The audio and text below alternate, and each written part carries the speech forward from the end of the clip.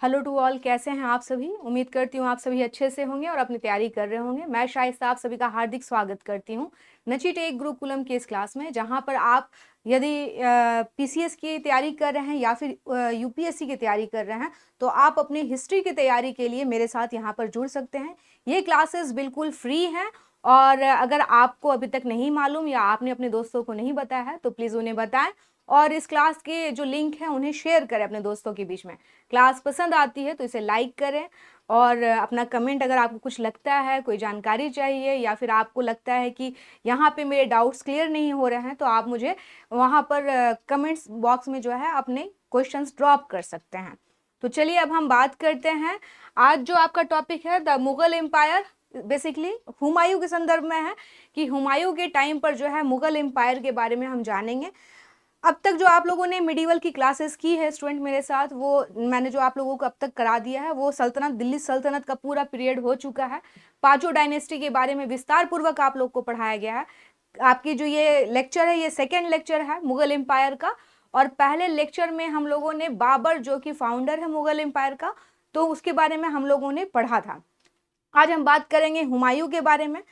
मैंने कल की क्लास में आपको बताया था कि किस तरह से बाबर जो है 11 साल की उम्र में फरगना की गद्दी पर बैठता है और लगातार 1504 तक जो है वो काबुल में आ जाता है, काबुल उसके नियंत्रण में आ जाता है 1506 में।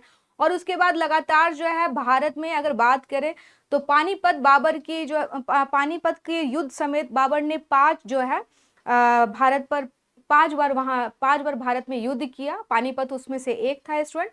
और मैंने आपको कहा था कि पानीपत का युद्ध जो था वो बाबर के संदर्भ में अगर हम देखें तो वो एक तरह से लोधी जो डायनेस्टी थी दिल्ली सल्तनत की, वो एक तरह से उनके अंत का समय था, ना कि ये निर्णय होना था कि भारत में अब कौन राज करेगा, है ना, या कि बाबर राज करेगा। क्योंकि अभी भारत में, जिस समय भारत में बाबर आता है उस समय अफगान थे, राजपूत, बहुत सारे राजा महाराजा थे, उन सब की चुनौतियां थी। लेकिन बाबर ने 4-5 युद्ध करने के बाद खुद को स्टैब्लिश किया, लेकिन उसके पास इतना पर्याप्त समय नहीं था। आपको मालूम है 1530 में बाबर की मृत्यु हो गई। उससे पहले उसने जो है पानीपत का युद्ध, घाघरा का युद्ध, चंदेरी का युद्ध, खनवा का युद्ध, कई सारे युद्ध उसने जो है लड़े थे स्टूडेंट।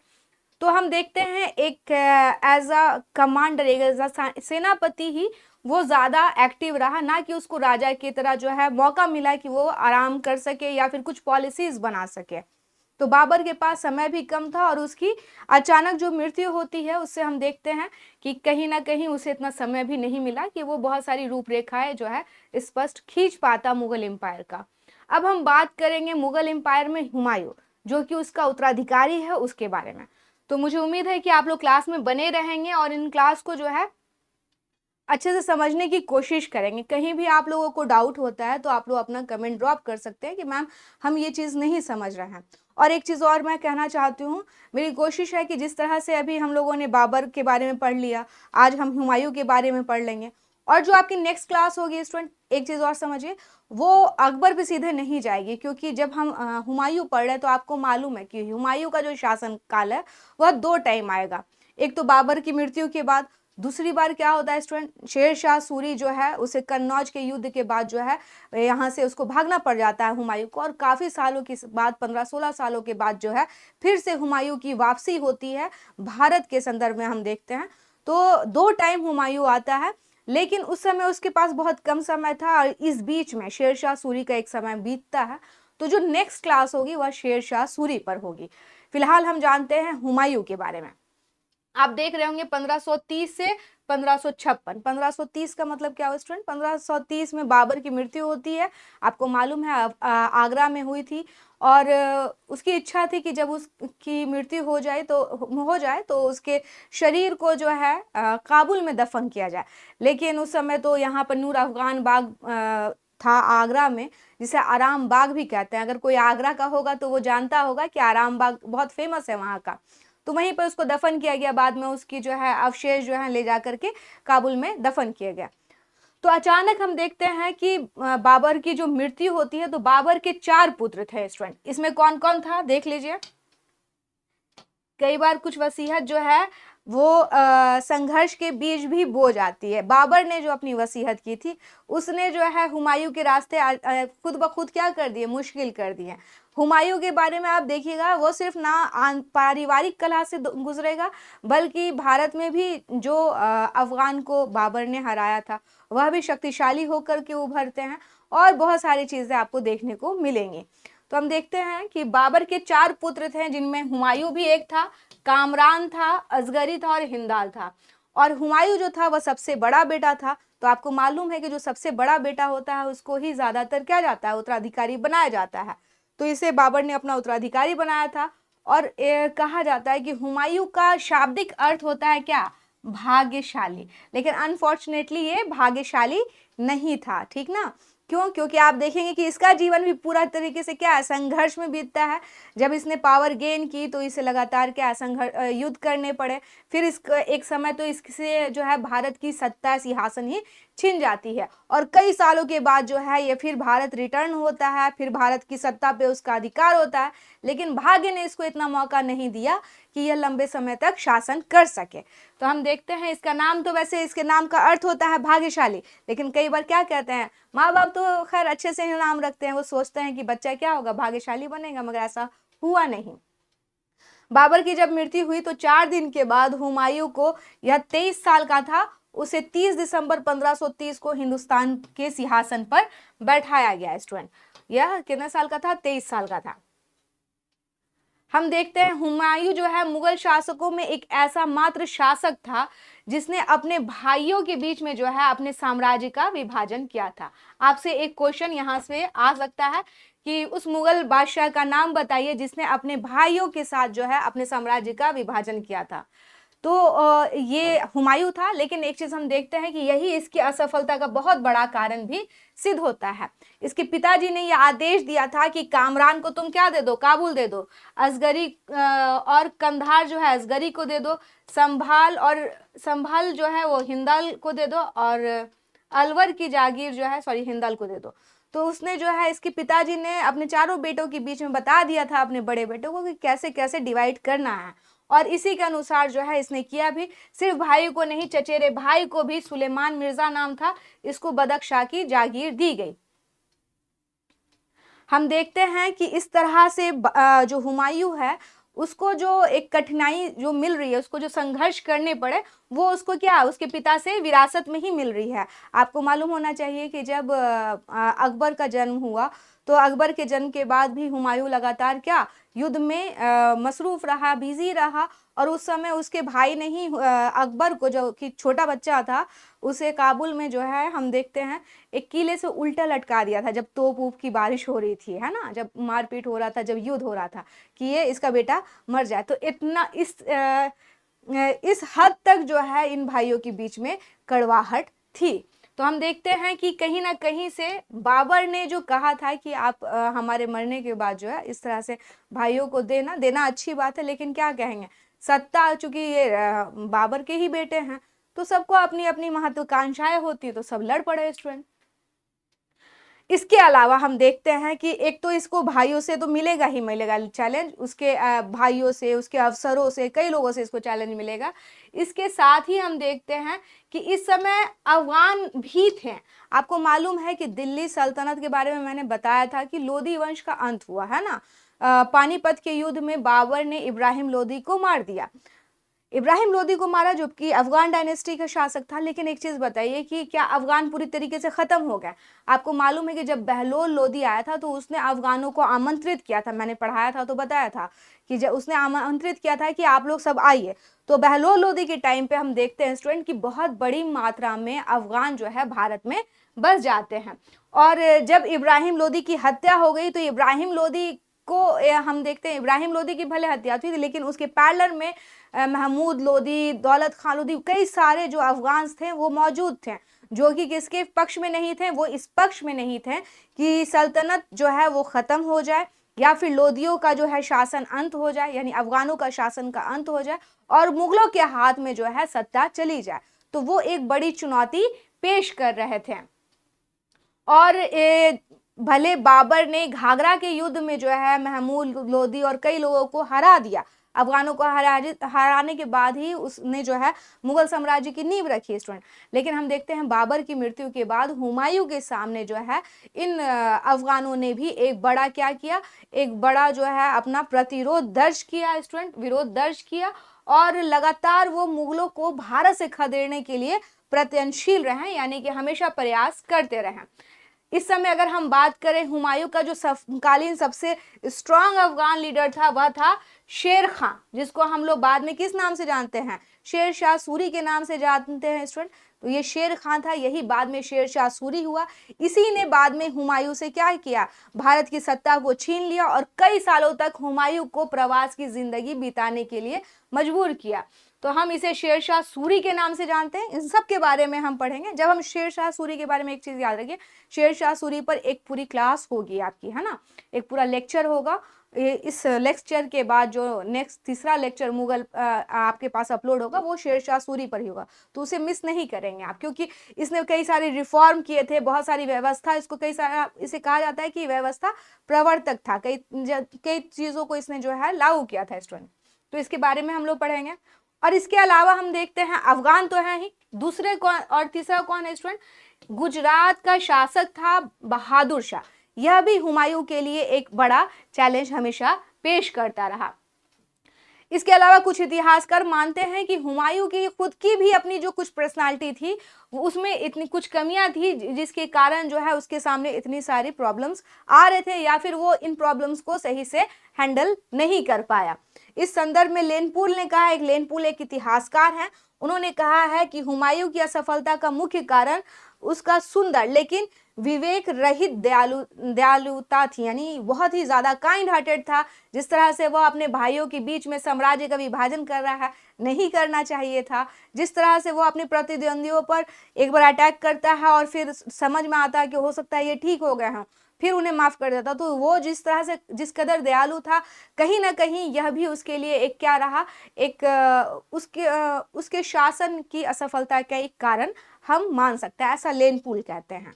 अब हम आगे बात करें कुछ युद्ध के बारे में जो आपको याद रखना है, इंपॉर्टेंट युद्ध है हुमायूं के संदर्भ में। अब आपको मालूम हो गया कि उसके भाई हैं जो उसके खिलाफ में खड़े हुए हैं हुमायूं के, दूसरी ओर हम देख रहे हैं अफगान है, तीसरी ओर बहादुर शाह। तो इन सब के बारे में हम लोग जो है पढ़ेंगे विस्तार से। तो अब देखिए, हुमायूं ने अपना पहला जो आक्रमण किया था स्टूडेंट, वह किस में किया था, 1531 में किया था। कहां पर किया था, कलिंजर पर किया था। यहाँ पर जो शासक थे उनका नाम था प्रताप रुद्र देव, यहाँ पे किया। लेकिन यह जो आक्रमण था हुमायूं का वह असफल रहा। हुमायूं का कलिंजर आक्रमण माना जाता है कि वह कलिंजर पर इसलिए आक्रमण किया क्योंकि गुजरात का जो शासक था बाज बहादुर, वह जो है मतलब उसकी शक्ति बढ़ती जा रही थी, उसको रोकने का प्रयास ही उसने किया था 1531 में, लेकिन यह बहुत सफल नहीं रहा था कलिंजर का इसका आक्रमण। दूसरे आक्रमण के बारे में हम अगर बात करें 1532 की बात करें अगर हम, तो हुमायूं ने पहली बार चुनार का घेरा डाला था स्टूडेंट।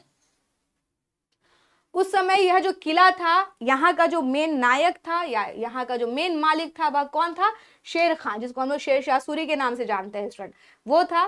और हम देखते हैं कि इस युद्ध में जो है शेर खां जो है हुमायूं की अधीनता स्वीकार कर लेता है। वह अपने बेटे को भेजता है कि तुम जो है, उसका नाम था कुतुब खां, एक अफगान सैनिक टुकड़ी के साथ मुगलों की सेवा में भेज देता है। तो यहाँ पर हम देखते हैं कि जब चुनार का उसने घेरा डाला हुमायूं ने, वो सफल था। इसीलिए शेर खान जो है कहीं ना कहीं से उसको मतलब क्या कहते हैं, उसकी सत्ता को स्वीकार करता है और अपने बेटे को भेजता भी है। यहाँ पर हुमायूं को लगा कि मामला सॉर्ट आउट हो गया अफगानों से, लेकिन ऐसा हुआ नहीं स्टूडेंट। 1532 में हम देखते हैं कि उसका अफगानों से पहला मुकाबला 1532 में होता है स्टूडेंट। और इस समय क्या होता है, इस समय दोहरिया एक स्थान है, वहां पर अफगानों के नेतृत्व में महमूद लोदी जो है, अफगान का जो अफगान थे उनका नेतृत्व महमूद लोदी कर रहे थे। लेकिन इसमें क्या होता है, अफगान जो है पराजित होते हैं हुमायूं से। तो दोहरिया का युद्ध याद रखेंगे, इसमें कौन है, महमूद लोदी है। अगर आपसे चुनार के बारे में बोलेगा तो आप जान गए हैं कौन है वहां पर शेर शाह है ना। तो ये सारी चीजें आपको ध्यान रखती हैं। 1532 की अगर हम बात करें तो ये इंपॉर्टेंट है। बहादुर शाह ने जो गुजरात का शासक था, उसने क्या किया था स्टूडेंट, रायसेन के महत्वपूर्ण किले को जीत लिया था। 1533 ईस्वी में मेवाड़ को एक संधि करने के लिए उसने विवश भी किया और बहादुर शाह ने टर्की के प्रसिद्ध तोपची रूमी खां की सहायता से एक अच्छा तोपखाना तैयार कर लिया। अब हुमायूं की किससे नहीं बनती थी? हुमायूं की बनती नहीं थी गुजरात का जो शासक था बहादुर शाह। अब बहादुर शाह क्या कर रहा था स्टूडेंट? लगातार अपने पावर को जो है बढ़ा रहा था। जैसे कि हम देख रहे हैं कि मेवाड़ के साथ संधि उसने कर लिया। दूसरा क्या है कि अपने सेना को भी कहीं ना कहीं से मजबूत कर रहा है टर्की के तोपची को बुला करके। तो इस तरह से हुमायूं के लिए एक बड़ा थ्रेट था बहादुर शाह। अब हम देखते हैं कि हुआ क्या। जैसा कि आपको दिख रहा होगा, हुमायूं ने 1535 और 36 में बहादुर शाह पर आक्रमण कर दिया क्योंकि उसकी शक्ति बढ़ती जा रही थी और बहादुर शाह इसमें क्या होता है स्टूडेंट? पराजित हो जाता है, हार जाता है। हुमायूं ने मांडू और चंपानेर के किले को इस समय जीत लिया। तो उसने सफलतापूर्वक जो है बहादुर शाह का जो है दमन किया था। 1534 में हम देखते हैं शेर शाह की सूरजगढ़ इस समय क्या होता है? शेर शाह जो है वह सूरजगढ़ विजय करता है और 1536 में बंगाल को जीतकर बंगाल के शासक से जो है वह 13 लाख दिनार जो है ले लेता है। और इस तरह से हम देखते हैं शेर शाह सूरी की जो हैसियत है या उसकी जो प्रतिष्ठा है या सम्मान है उसमें बहुत वृद्धि होती है। और इसीलिए हुमायूं ने शेर शाह को दबाने के लिए चुनारगढ़ का जो है 1536 में दूसरा घेरा डाला। पहला घेरा जो मैंने बताया था जब उसने अपने बेटे शेर शाह ने अपने बेटे कुतुब खां को भेज दिया था, लेकिन ये सेकंड घेरा तब डालता है जब शेर शाह सूरी जो है वह क्या करता है स्टूडेंट? सूरजगढ़ विजय भी करता है, बंगाल को जीत लेता है, उससे एक मोटा टैक्स भी वसूल करता है, उसकी शक्ति और सम्मान में वृद्धि हो जा रही है। इन सभी चीजों ने हुमायूं को चुनार का दूसरा घेरा डालने के लिए मजबूर किया और इसने किले पर अधिकार भी कर लिया। 15 अगस्त 1538 में हम देखते हैं कि जब हुमायूं गौड़ पहुंचा यहीं पर और वहां और उसने चारों ओर जो है देखा कि बहुत ज्यादा नरसंहार हुआ था, तो इस स्थान का नाम उसने जनताबाद रख दिया था। बंगाल से लौटते समय, जब बंगाल से हुमायूं लौट रहा था, इसी टाइम पे शेर खां और हुमायूं के बीच में चौसा के निकट हम देखते हैं 29 जून 1539 को जो है एक युद्ध होता है और इसमें हुमायूं बुरी तरह हार जाता है। और इसमें हारने के बाद हम देखते हैं स्टूडेंट हुमायूं अपने घोड़े सहित गंगा नदी में कूद जाता है। एक नाविक था जिसने इसकी जान बचाई थी। हुमायूं ने इससे वादा किया था कि अगर मैं बचा रह गया तो मैं आपको जो है एक दिन का मुगल शासक, एक दिन जो है शासक बनाऊंगा। तो ऐसा वो उसने किया भी, क्योंकि भिश्ती ने उसको बचाया था। भिश्ती मतलब जो नाविक था, है ना, तो बादशाह बनाया था उसको हुमायूं ने एक दिन का, और भिश्ती को चमड़े का एक का सिक्का भी चलवाया था। लेकिन इसमें क्या हुआ आप देखिए, जो अब हमने देखा था कि बाबर के बाद हिंदुस्तान 1530 तक, जब बाबर की मृत्यु होती है तो 1530 तक जो है स्टूडेंट एक तरह से आप मान सकते हैं कि अनडाउटली भारत पे मुगलों का अधिकार हो जाता है। लेकिन इस 1500 जब हम बात कर रहे हैं 1538 में और 1539 में, इस समय क्या हुआ, जो मुगल शासक है वही हार गया और उसको अपनी जान बचाने के लिए गंगा में कूदना पड़ा। उसको एक नाविक, वो तो खैर में नहीं है कि उसको जो है एक नाविक ने जो है बचा लिया, नहीं तो वो तो मर जाता। तो हम देखते हैं कि इससे क्या हुआ स्टूडेंट, इससे इसकी इज्जत, मतलब एक तरह से भारत की सत्ता जा चुकी है। और इस विजय के बाद ही शेर खान ने शेर शाह की उपाधि ली स्टूडेंट और अपने नाम का खुतबा पढ़वाया और सिक्का भी डलवाया। ये बहुत बड़ी बात थी कि उसने मुगल शासक को हरा दिया था और चौसा के युद्ध में। लेकिन हम देखते हैं कि इस युद्ध के बाद भी हुमायूं एक बार और ट्राई करेगा कि उसको ये पावर मिल जाए। इनफैक्ट शेर खान ने शेर शाह की उपाधि भी धारण कर ली, अपने नाम का खुतबा भी पढ़वा दिया, सिक्का भी चलवा दिया। लेकिन हम देखते हैं 1540 में, 17 मई 1540 में कन्नौज, जिसको हम लोग बिलग्राम के युद्ध के नाम से भी जानते हैं, यहाँ पर शेर शाह ने फिर से एक बार हुमायूं को पराजित किया, हरा दिया। और यह युद्ध जो है बहुत ही निर्णायक था। कन्नौज के युद्ध के बाद हिंदुस्तान की सत्ता एक बार फिर से किसके हाथ में आ गई? अफगानों के हाथ में आ गई। बाबर ने किसको हराया था? अफगानों को ही तो हराया था। तो अफगानों के हाथ में फिर से एक बार किसकी सत्ता आ जाती है? हिंदुस्तान की सत्ता आ जाती है। इसके बाद हुमायूं को अपनी जान बचा करके भागना पड़ा। निर्वासन काल, यानी कि जब वो बाहर था तो हुमायूं ने हिंदाल जो उसका भाई थे, उसके आध्यात्मिक गुरु थे मीर अली, उन्हीं की बेटी हमीरा बानो बेगम से 29 अगस्त 1541 में शादी कर ली स्टूडेंट। और बाद में इन्हीं से इसको क्या कौन हुआ, महान मुगल सम्राट अकबर का जन्म होता है, इसीलिए मैंने आपको बताया। हम देखते हैं हुमायूं द्वारा पुनः जो है राज्य प्राप्ति 1545 ईस्वी में हुमायूं ने काबुल और कंधार पर अधिकार कर लिया और उसने लोगों से सहायता मांग करके भारत को पुनः प्राप्त करने की कोशिश की। 15 मई 1555 ईस्वी में मुगलों और अफगानों के बीच में एक युद्ध होता है स्टूडेंट, मछीवाड़ा का युद्ध। और इसमें हम देखते हैं जो अफगान थे नसीब खां और तातर खां के नेतृत्व में अफगानों में मछीवाड़ा का युद्ध होता है। और इस युद्ध, यह युद्ध जो होता है संपूर्ण पंजाब पर मुगलों का अधिकार हो जाता है, क्योंकि यहाँ पर अफगानों को मुगल जो है हरा देते हैं। 22 जून 1555 को ही मुगलों और अफगानों के बीच सरहिंद, सरहिंद बहुत इंपॉर्टेंट है, इसी युद्ध यहाँ पर युद्ध होता है। और इस युद्ध के बाद अफगान सेना का इस युद्ध में हम देखते हैं नेतृत्व जो है सिकंदर सूर और मुगल सेना का नेतृत्व बैरम खान ने किया। अफगान बुरी तरह इस युद्ध में हारे। तो हम देखते हैं जब वह पुनः प्राप्ति मतलब भारत की सत्ता को फिर से प्राप्त करने की जब हुमायूं कोशिश कर रहा था, और आप देखिए कितने लंबे टाइम के बाद 1545 में जो है हम देखते हैं वो चलता है, 1555 से लेकर के इतना लंबे समय तक निर्वासन का जीवन जीना आसान नहीं है। मछीवाड़ा का युद्ध, सरहिंद के युद्ध में जब वह जीतता है तब जो है जाकर के क्या होता है स्टूडेंट, सरहिंद के युद्ध में मुगलों की विजय जो है भारत में फिर से उनकी सत्ता में जो है उनकी वापसी कर देती है और मुगलों की। और इस प्रकार हम देखते हैं 23 जुलाई 1555 को हुमायूं एक बार फिर से दिल्ली के तख्त पर बैठ जाता है। सोच लीजिए कब उससे छीना गया, आपने देखा अभी 38-39 में तो है हुमायूं चला गया था, 1555 में फिर से इसे भारत की सत्ता मिलती है। बड़ा खुश हुआ होगा कि चलो भाई सत्ता तो मिली, लेकिन हम देखते हैं कि इसके बाद वह बहुत दिन तक जीवित नहीं रह सका। और नहीं रह सका क्यों, ये आप अगर कभी दिल्ली आए होंगे तो दिल्ली में एक पुराना किला है, आपने देखा होगा, पुराना किला जो है उसी में जो है ये लाइब्रेरी बनी हुई है, इसको शेर मंडल बोलते हैं स्टूडेंट। और ये एक तरह से उस समय लाइब्रेरी थी, इसी की सीढ़ियों से जो है हुमायूं फिसल के गिर गया और दुर्भाग्यपूर्ण उसकी मृत्यु हो जाती है। तो अगर आप कभी जाइए पुराना किला तो आप जरूर देखिए शेर मंडल जो है क्या है। दिन पवना भवन में स्थित पुस्तकालय की सीढ़ियों से उतर रहा था तो गिर गया और उसकी मृत्यु हो गई। 1556 में जो है वह इस संसार, मात्र देखिए कब उसको मिली गद्दी, जुलाई में तो उसको गद्दी मिली है और हम देखते हैं 1556 में जो है उसकी मृत्यु हो जाती है। दीन पनाह भवन में स्थित पुस्तकालय की सीढ़ियों से गिरकर इसकी मृत्यु हुई थी स्टूडेंट। तो ये था पूरा हुमायूं की स्टोरी। आपने देखा कि किस तरह से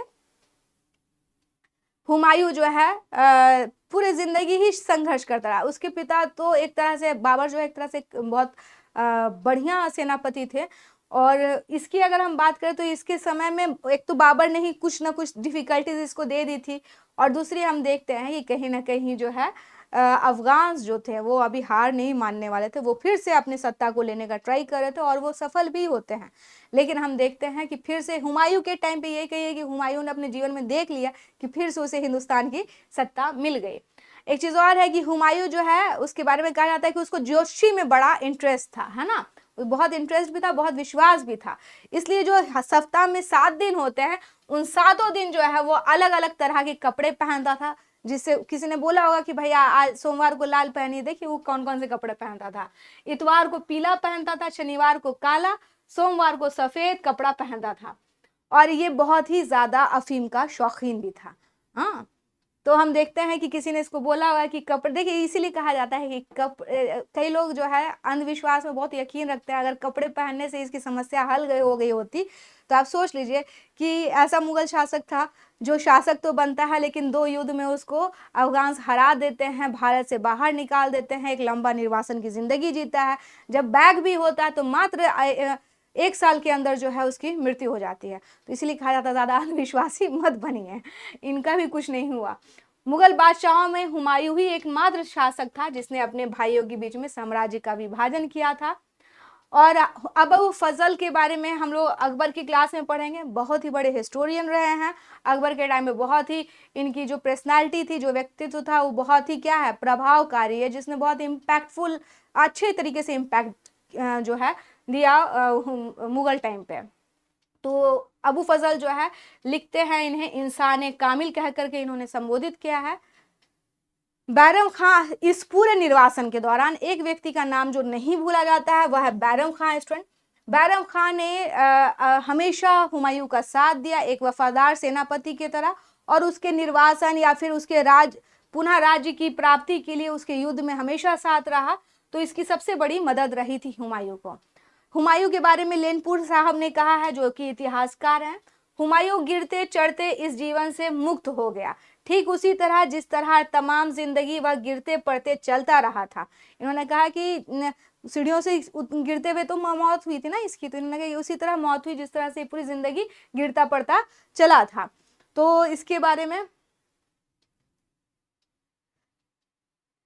और हुमायूं को माना जाता है कि संगीत प्रेमी भी था। उसने अहले मुराद का गठन किया था, जिसमें नर्तक और नर्तकियां शामिल थी। अहले मुराद, आपसे पूछ दिया जाए कि अहले मुराद का गठन किसने किया, तो आप बता सकते हो हुमायूं ने किया। तो ये सारा इतिहास जो था वह हुमायूं का था। आई होप कि आप लोगों को समझ में आई होंगी चीजें। और अब जो आपकी नेक्स्ट क्लास होगी स्टूडेंट, वह मैंने कहा कि चूंकि हम लोगों ने हुमायूं पढ़ लिया, लेकिन ये जो आपने निर्वासन काल देखा हुमायूं का 1538-39 से, वहां से लेके 1555 के बीच में भारत की सत्ता पर जो प्रभुत्व रहा वो अफगानों का रहा। शेर शाह सूरी जो है उस समय मेन अफगान लीडर रहा। उसके समय में क्या चीजें नहीं होती हैं, क्या व्यवस्था है वो लेके आता है, उन सब चीजों को हम लोग नेक्स्ट क्लास में कंटिन्यू करेंगे। तो कोशिश कीजिए कि आप लोग नेक्स्ट क्लास में रहने की। क्लासेस कैसी लग रही हैं मुझे बताइए। देखिए, आप लोग फीडबैक तो दे सकते हैं ना, फीडबैक दीजिएगा तभी तो मुझे पता चलेगा कि आप लोगों को चीजें समझ में आ रही हैं। और एक और घोषणा ये करनी थी कि जैसे हम लोगों ने आज जो है, अब तक आप लोगों ने बाबर, दूसरा आप लोगों ने हुमायूं, ये दोनों जान लिया। तीसरे लेक्चर में, थर्ड लेक्चर में जो है हम लोग शेर शाह सूरी के बारे में पढ़ेंगे।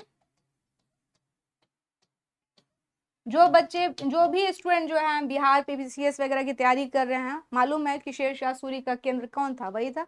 तो ये आप लोगों के लिए बहुत इंपॉर्टेंट है, क्लास मिस मत कीजिएगा। इन तीनों पे मैं कोशिश करूंगी कि आप लोगों का टेस्ट लिया जाए। मैं प्लान कर रही हूँ कि हफ्ते में 2 दिन टेस्ट हो, जो भी चीजें मैं कंप्लीट करवा रही हूँ उसका टेस्ट हो। और दूसरी बात यह है कि जब हम पूरा पढ़ लेंगे तो एक बार पूरा मिक्स टेस्ट भी लगा लेंगे। तो टेस्ट लगाते रहेंगे तो उससे क्या रहेगा, आपको भी कॉन्फिडेंस रहेगा कि चलो भाई, हमने जो भी पढ़ा है वो चीज़ें हम कर पा रहे हैं एग्जामिनेशन में, या इस तरह के क्वेश्चन सॉल्व कर पा रहे हैं। अलग अलग एग्जाम में किस तरह के क्वेश्चन पूछे गए हैं, यूपीएससी में इस संदर्भ में किस तरह के क्वेश्चन पूछे गए हैं, इन सभी चीज़ों को आप जान पाएंगे। तो आई होप आपको क्लास अच्छी लगी हो। तो मैंने आपको इन सब चीज़ों के बारे में डिटेल पढ़ा दिया। मिलते हैं नेक्स्ट क्लास में, तब तक आप लोग अपना ख्याल रखिए और पढ़ाई करते रहिए। धन्यवाद।